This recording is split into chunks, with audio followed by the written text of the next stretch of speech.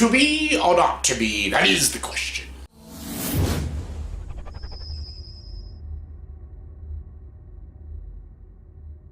Hey everyone, welcome to the top 10 list. Welcome to my top 10 favorite Shakespeare movies. Shakespeare. I love William Shakespeare. I read a lot of Shakespeare plays when I was in high school, because when I got into grade 11 English, I was just hooked to Shakespeare.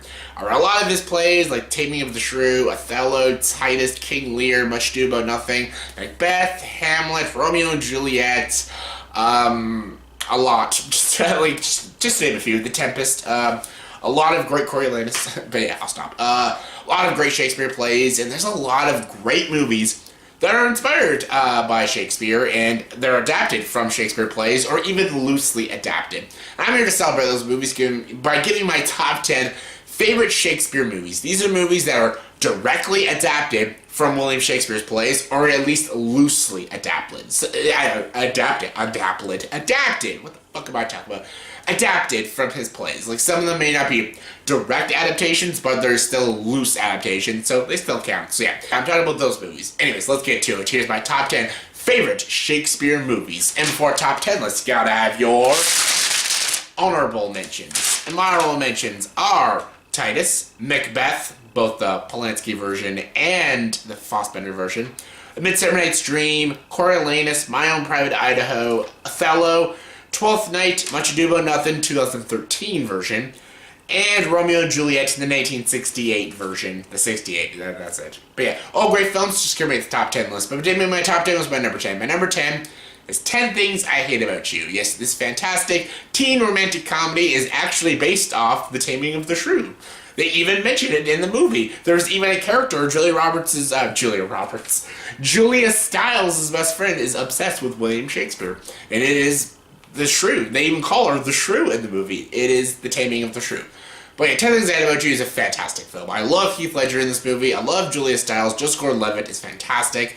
It's a bit formulaic. There is cliches in it. There's like the douchebag bully and stuff. And of course, there's like the liar reveal and stuff. There's a lot of cliches, predictability in your typical teen romantic comedy, but it's likable. It's so well acted, and it's got charm to it, and it's very, very, very funny. And of course, the scene with Heath Ledger singing, "I love you, baby, 'cause you're not alright, I need you, baby." Anyways, great movie, and it's based off Shakespeare, so yeah. Coming in number 9 is a classic 1956 sci-fi film, The Forbidden Planet. Forbidden Planet is a loose adaptation of The Tempest. The Tempest there's never really been a great movie on The Tempest. There was a movie years ago in the early 2010s. It was a shitty, it had Jaimin Zoo. Not a great film. This is a great movie. I love Forbidden Kingdom. It's got some dated and cheesiness to it, but it's classic sci-fi. I love classic sci-fi, like Logan's Run and shit like that. Great movie, great characters. It's got that edge. It's very thrilling and stuff. It's got pretty good effects, even though some of it's a bit dated. It's got the atmosphere, and it's got that claustrophobic feel at times, and just it has the Tempest story done really well. It's its own story, but it has the Tempest story sprinkled throughout, which makes for a really good adaptation. And yeah, Forbidden Kingdom, great film.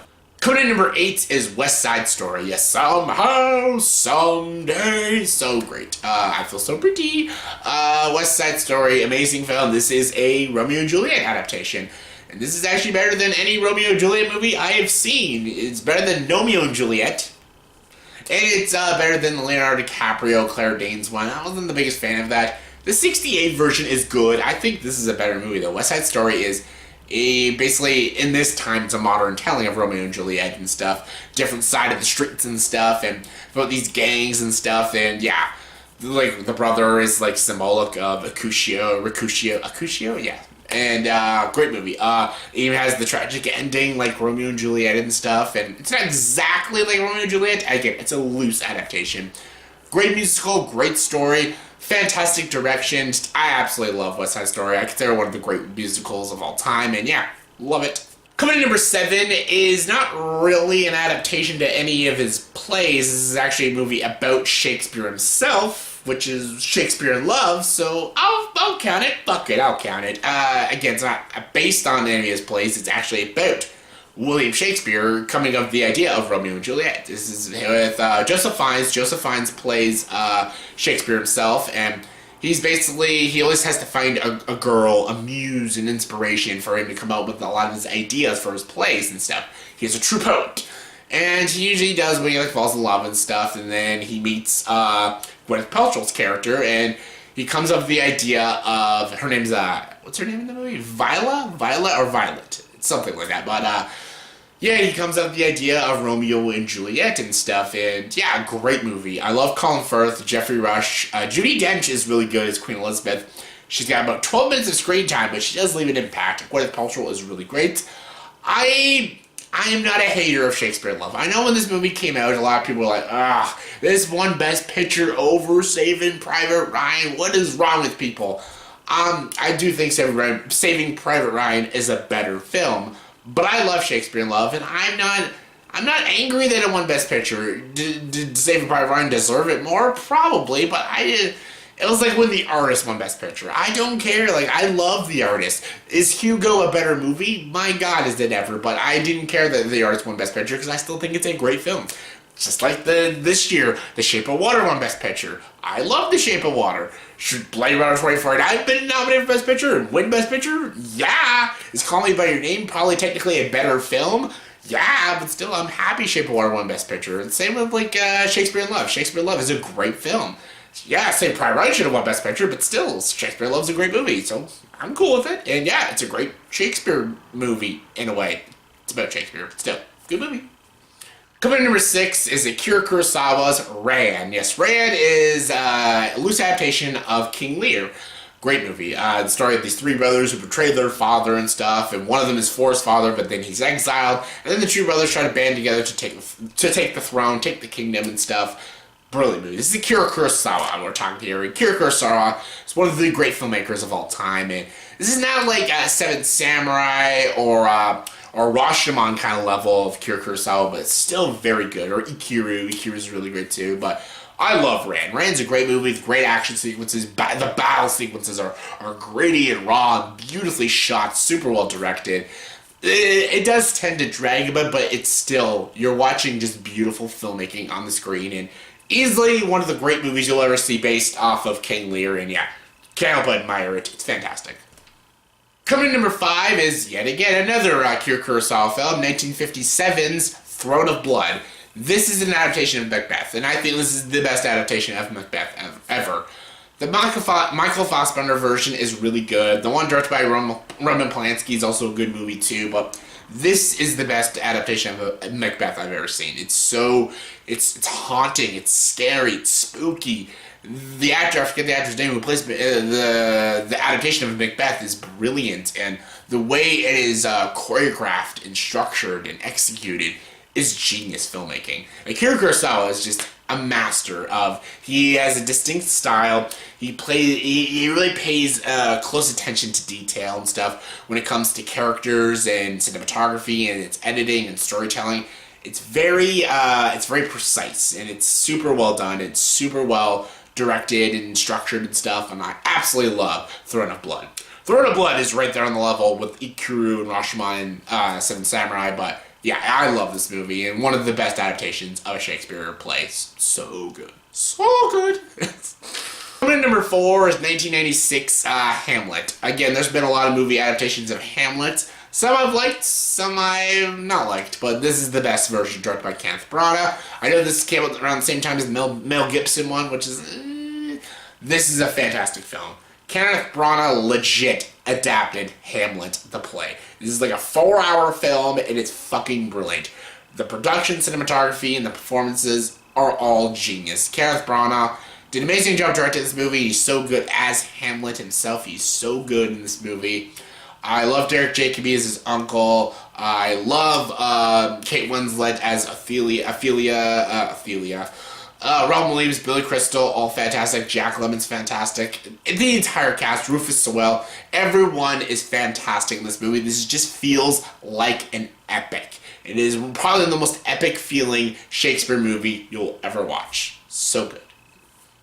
Coming in number 3 is 1953's Julius Caesar. Julius Caesar is another fantastic film. Really great movie. What I love about this movie is not fully really about Julius Caesar and stuff, and that's why I love it. It's almost kind of like watching Amadeus. It's not fully about Wolfgang Amadeus Mozart. It's also about Salieri and stuff. Same with this movie. They do the same in this one. It's so well directed, so well crafted. Joseph Mankiewicz directed this movie, and this is easily one of his best films. This is right there with All About Eve. This is such a well-constructed film. It's so fucking good. I love Marlon Brando in this movie. He's so great. Same with like Rex Harrison and stuff. And this entire movie is just beautiful. The production, cinematography. Again, it doesn't quite have that scope and size as Cleopatra, but it has more substance than Cleopatra and is a better told story than Cleopatra. Because Cleopatra has the Julius Caesar story in it, because he marries Cleopatra and stuff, but this movie, it was just better. I like Cleopatra with Elizabeth Taylor, but this is a better movie. This Julius Caesar movie is just so much better.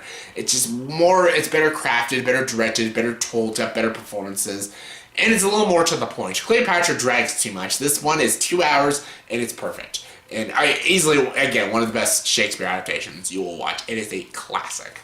Coming in number 2 is 1989's Henry V. Yes, once again, Kenneth Branagh. This guy is like the master of Shakespeare films. He is so good. He knows what he's doing, and I love this movie. He directed this movie, and he plays the role of Henry V so good. Emma Thompson, Derek Jacobi, everyone's fantastic.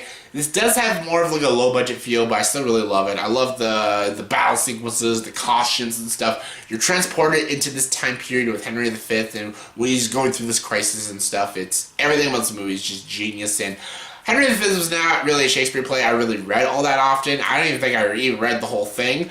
But this movie is really great and easily one of the best Shakespeare films I've watched. It's so good. It's Kenneth Branagh. And my number 1 favorite Shakespeare movie it's one of my favorite films of all time, and that's Much Ado About Nothing. 1983's Much Ado About Nothing, directed by Kenneth Branagh, starring Kenneth Branagh, Emma Thompson, Denzel Washington, Keanu Reeves, Robert Sean Leonard, Kate Beckinsale, am I missing him? Michael Keaton as Dogberry, I am an ass, and stuff. Great movie. Everything about this movie is beautiful. It's got beautiful costumes and production. The score is amazing, so freaking epic. I love the romance between Benedict and Beatrice.